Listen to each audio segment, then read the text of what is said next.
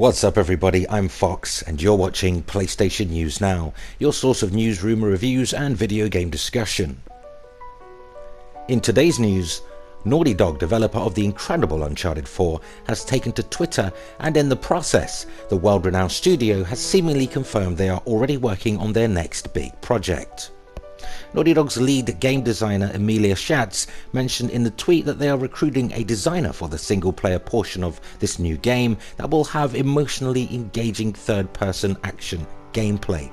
Now, a sequel to the hit action story-driven survival game The Last of Us is heavily rumoured and highly anticipated to be the next Naughty Dog game. Of course, it could be a new IP, and I know many of my subscribers want a new IP, something fresh and new, and E3 2016 may be too soon to reveal anything at this stage, but you never know, so stay tuned to PlayStation News Now for more info in the very near future.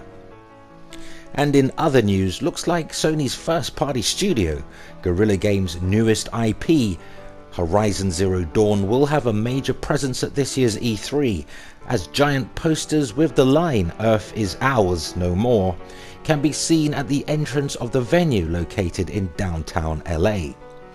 Horizon Zero Dawn's latest build is no doubt going to play a huge part on the Sony stage.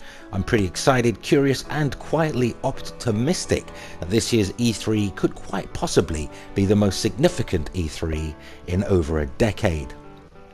FYI, Sony's E3 press conference will take place on Monday, June 13th at 6 PM Pacific time. That's 2 AM for those of us in the UK.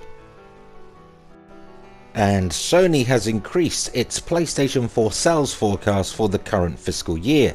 Sony are expecting a whopping 20 million PlayStation 4's to be sold during this period. Sony's briefing for Japanese investors and analysts about the financial forecast for the current fiscal year, Chief Financial Officer Kenichiro Yoshida gave more information about the company's expectations for the PlayStation business in the short term.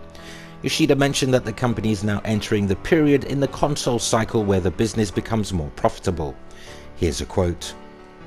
"About 2.5 years have passed since the PlayStation 4 went on sale, and we believe we are beginning to enter the part of the console cycle we have harvest profits." He also compared this fiscal year's predicted shipments of 20 million PlayStation 4 consoles to the historical record for the PlayStation brand.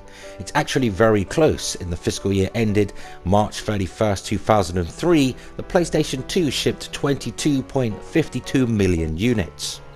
Sony managed to sell an incredible 18 million units over the last fiscal year.